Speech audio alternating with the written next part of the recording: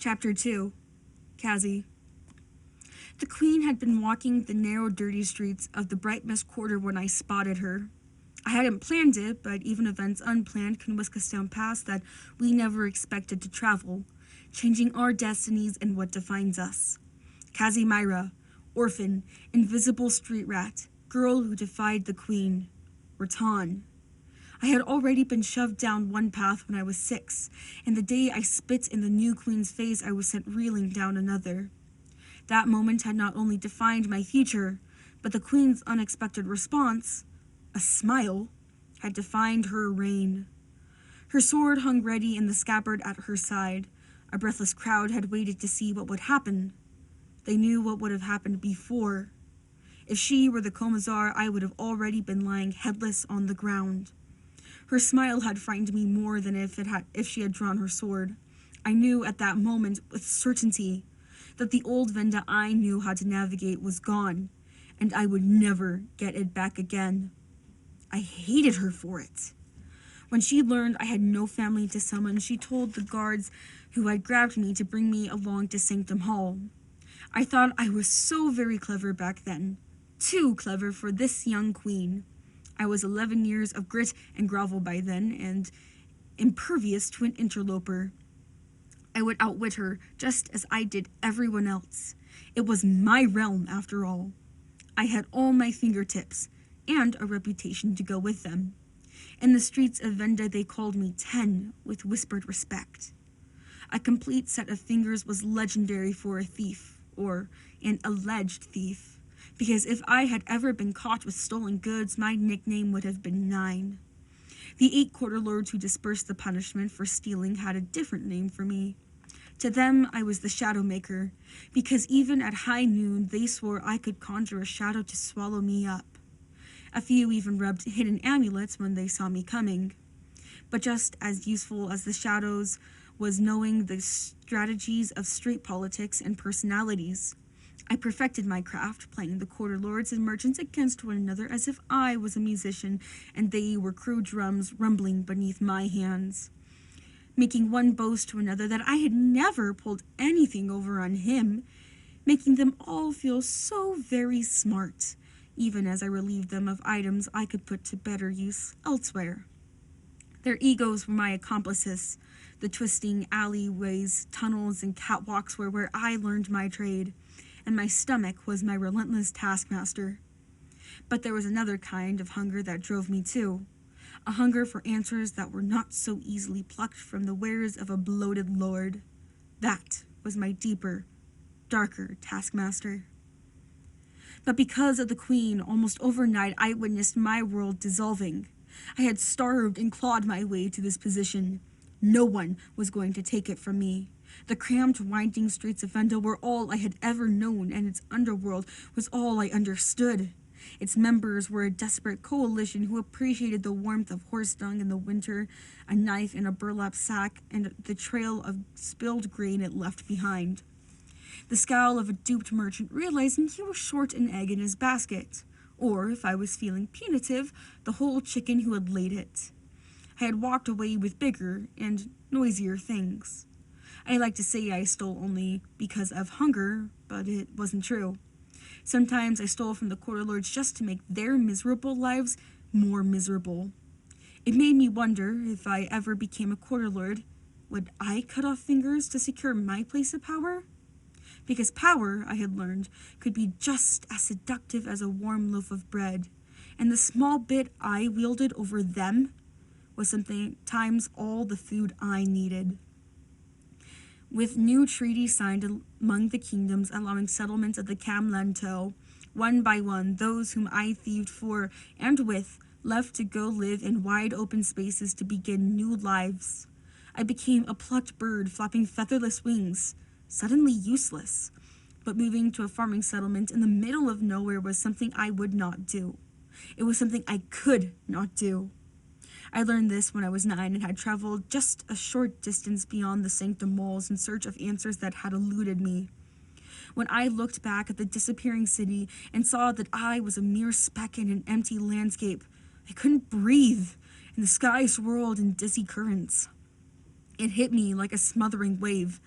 There was nowhere to hide, no shadows to melt into, no tent flaps to duck behind, or stairs to disappear under.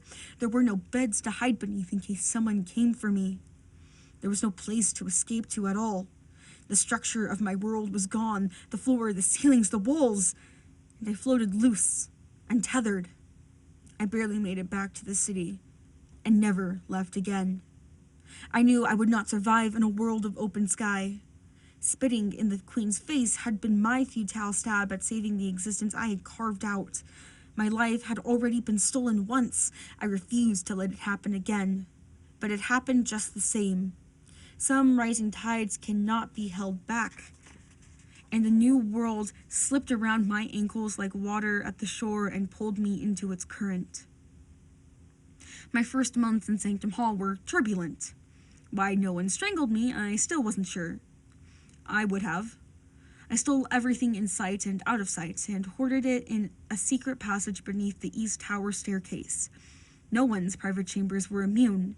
Natia's favorite scarf, Eben's boots, the cook's wooden spoons, swords, belts, books, armory, halberds, the Queen's hairbrush. Sometimes I gave them back, sometimes I didn't, bestowing mercies like a capricious queen. Grizz roared and chased me through the halls the third time I stole his razor. Finally, one morning, the Queen applauded me as I walked into the council gallery, saying it was evident I had mastered thieving, but it was time I learned additional skills. She rose and handed me a sword I had stolen. I locked eyes with her, wondering how she had gotten hold of it. I know the passages well too, Kazimira. You aren't the only sneak in the sanctum. Let's put this to better use than rusting in a dark, damp stairwell, shall we? For the first time, I didn't resist. I wanted to learn more. I didn't just want to possess the swords, knives, and maces I had acquired. I wanted to know how to use them, and use them well. The landscape was getting flatter now, as if huge hands had anticipated our passing and smoothed out the wrinkles of hills. The same hands must have plucked the hills clean of ruins. It was strange to see nothing. I had never traveled long on any path where some evidence of an earlier world wasn't in view. The ancient ruins were plentiful, but here there wasn't so much as a single crumbling wall to cast a measly shadow. Nothing but open sky and unfettered wind pressing on my chest. I forced in deep, full breaths, focusing on a point in the distance, pretending it held a magical shadowed city waiting to greet me. Grizz had stopped and was conferring with Eben and Natia about meetup sites. It was time to part ways. When he finished, he turned and cast a suspicious eye at the vastness ahead of us, like he was searching for something. His gaze finally landed on me. I stretched and smiled as if I were enjoying a summer outing. The sun was high and threw sharp shadows across his battle-scarred face. The lines around his eyes deepened. One other thing. Watch your backs through the stretch. I lost 2 years of my life near here because I wasn't looking over my shoulder. He told us how he and an officer from Dalbreck had been pounced upon by labor hunters and dragged off to work in a mining camp. We are well armed, Ren reminded him. And there's Sinove, I added. You've got this covered, right, Sin? She fluttered her eyes like she was seeing the vision and nodded. Got it. Then she flicked her fingers in a sweeping motion and whispered happily, Now, go enjoy time with your sweetheart. Grizz bellowed and threw his hands in the air, waving away the notion. He mumbled a curse as he rode away. We managed to depart with no further instructions from Natia. It had all been laid out already, both the ruse and the real. Eben and Natia were going south to Parsis, the seat of Islandia, to speak with the king and make him aware we were intervening on his soil. He was a farmer first, like most Icelandians, and his entire army consisted of a few dozen guards who were also laborers in his fields. He was short on resources to deal with disturbances. Grizz had also described the king as meek, more of a hand-wringer than a neck one, and at a loss for how to control his distant northern territories. The queen was sure he wouldn't object, but she was bound by protocol to inform him. It was a diplomatic precaution in case something went wrong. But nothing would go wrong. I had promised her. Even then, the Icelandian king would only be told the ruse of our visit, not our real mission. That was too closely guarded a secret, not to be shared even with the ruling monarch. I tucked the map away and nudged my horse forward in the direction of Hell's Mouth. Snove looked back, watching Eben and Natia go their own way, judging how far apart they rode and whether they were exchanging words. Why she had an affection for him, I didn't know, but there had been others. Snove was in love with love. As soon as they were out of earshot, she asked, "Do you think they've done it?" Ren groaned. I was hoping she meant something else, but I asked anyway. "Who did what?" "Eben and Natia. You know, it." "You're the one with the knowing," Ren said. "You should know." "I have dreams," Snove corrected. "And if you both tried a little harder, you'd have dreams too." Her shoulders shivered with distaste.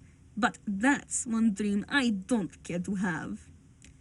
"She has a point," I said to Ren. "Some things shouldn't be imagined or dreamed."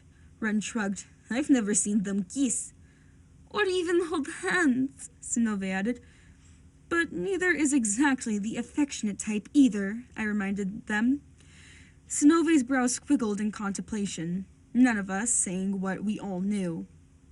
Eben and Natia were devoted to each other in a very passionate way. I suspected they had done far more than kissing, though it wasn't something I dwelled upon. I really didn't care or want to know. In some ways, I supposed I was like Grizz. We were Raton first, and there was time for little else. It only created complications.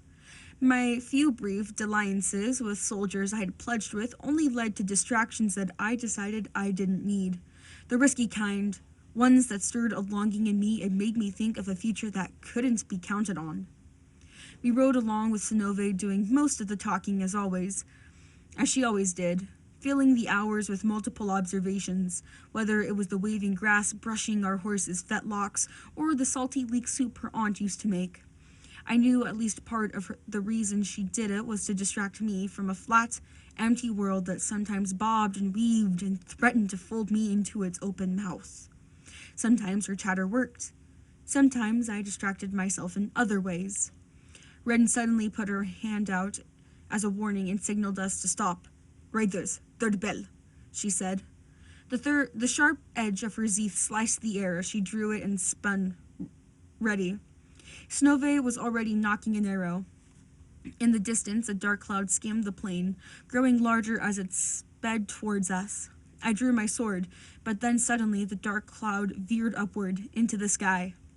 It flew close over our heads, a writhing antelope in its claws. The wind from the creature's wings lifted our hair, and we all instinctively ducked. The horse is reared.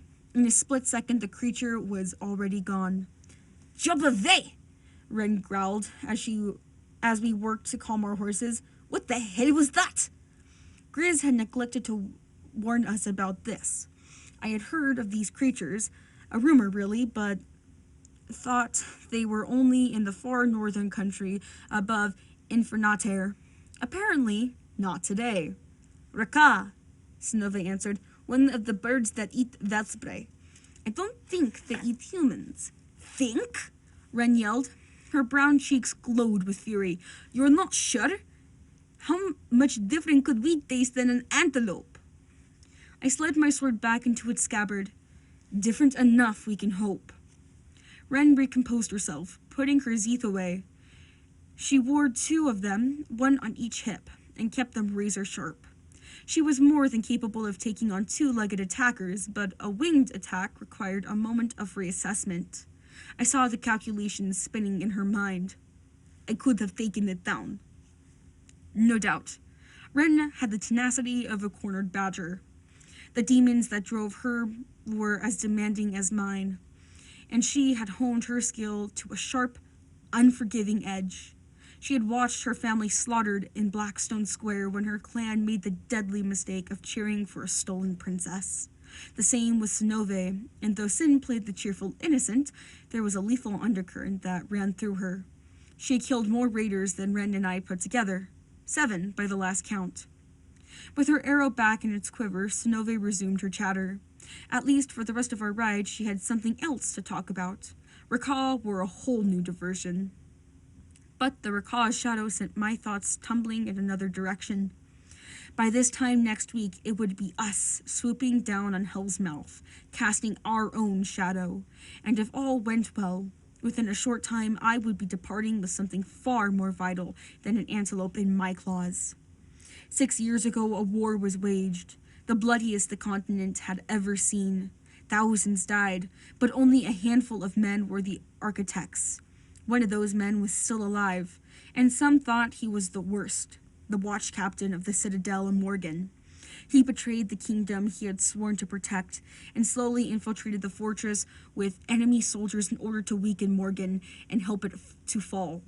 Some soldiers who had been under his command had simply disappeared, maybe because they became suspicious. The bodies were never found. His crimes were numerous, among them helping to poison the king and murder the crown prince and 32 of his comrades. The watch captain had been the most hunted fugitive on the continent ever since. He had twice escaped the kingdom's clutches, and then he seemed to have vanished completely. No one had seen him in 5 years, but now a chance sighting and a merchant eager to share information had become a hopeful lead. He gave over his kingdom, the queen had told me, and the lives of thousands to feed his greed for more. Hungry dragons may sleep for years, but they do not change their eating habits. He must be found. The dead demand justice, as do the living. Even before I visited the Valley of Dead, I already knew the cost of lurking dragons, ones who crept through the night, crashing into a world and devouring whatever pleased them. The queen's fugitive would pay because he stole dreams and lives without even looking back, not caring about the destruction he left in his wake. Some dragons might slip away forever, but if Captain Ilarion, who betrayed his countrymen and brought about the death of thousands, was there, Tor's watch could not hide him. I would steal him away and he would pay, before his hunger killed more. I need you, Kazimira. I believe in you. The queen's belief in me had meant everything. It was a job I was uniquely qualified for, and this mission was an undeserved chance to redeem myself. A year ago, I'd made the mistake that almost cost me my life and put a blemish on the near-perfect record of the queen's premier guard. Rattan meant never fail, but I had failed dismally. Hardly a day passed that I didn't think of it, when I had mistaken the ambassador from Rouleau for someone else. It had unleashed something wild and feral in me that I didn't know was there. Or maybe it was a wounded animal I had been secretly feeding for a long time. My hands and legs were not my own, and they propelled me forward. I hadn't intended to stab him, at least not immediately, but he lunged unexpectedly. He survived my attack. Luckily, my knife hadn't slashed deeply. His wound only required a few stitches. Our whole crew was arrested and thrown in prison. As soon as it was determined I acted alone, they were released, but I sat in a prison cell in a southern province for 2 months. It took the queen herself to smooth it over and obtain my release. Those months gave me a lot of time to think. In a split second, I had abandoned my control and patience, the very things I took pride in, and that had saved my skin for years. And maybe worse, the mistake made me question my own memory. Maybe I didn't remember his face anymore. Maybe it was gone like so many other memories that had faded, and that possibility terrified me even more. If I didn't remember, he could be anywhere and anyone. Once we returned, it was Eben who told the queen about my past. I didn't know how he even knew. I had never told anyone, and no one really cared about where a street rat came from. There were too many of us. The queen had called me into her private chamber. Why didn't you tell me about your mother, Kazimira? My heart beat madly, and a sick, salty taste crawled up my throat. I forced it down and locked my knees, afraid they might buckle. There's nothing to tell. My mother is dead." "Are you certain she's dead?" In my heart, I was certain, and I prayed to the gods every day that she was. If the gods are merciful. The queen had asked if we might talk about it. I knew she was only trying to help me, and I did owe her a fuller explanation after all she had done for me. But this was a confused knot of memory and anger I hadn't untangled myself yet. I excused myself without answering her. When I left her chamber, I cornered Eben in the stairwell and lashed out. "Stay out of my business, Eben! Do you hear me? Stay out!" "You mean stay out of your past. There's nothing to be ashamed of, Cassie. You were 6 years old. It's not your fault that you're—" "Shut up, Eben! Don't ever bring up my mother again or I'll slit your throat, and it will happen so quickly and quietly you won't even know you're dead." His arms shot out, and he blocked my way so I couldn't pass. "You need to confront your demons, Cassie." I lunged at him, but I was out of control and he wasn't. He expected my attack and whirled me around, pinning me to his chest, squeezing me so tightly I couldn't breathe even as I railed against him. "I understand, Cassie. Believe me, I understand what you feel," he had whispered in my ear. I raged, I screamed. No one could understand, especially not Eben. I hadn't yet come to grips with the memories he stirred. He couldn't know that every time I looked at his stringy black mop of hair hanging over his eyes, or his pale, bloodless skin, or his dark, menacing gaze, all I saw was the Pervisi driver who had crept into my hovel in the middle of the night, holding a lantern in the darkness, asking, Where is the brat?" All I saw was myself cowering in a pool of my own waste, too afraid to move. I was not afraid anymore. "You've been given a second chance, Cassie. Don't throw it away. The queen stuck her neck out for you. She can only do that so many times. You're not powerless anymore.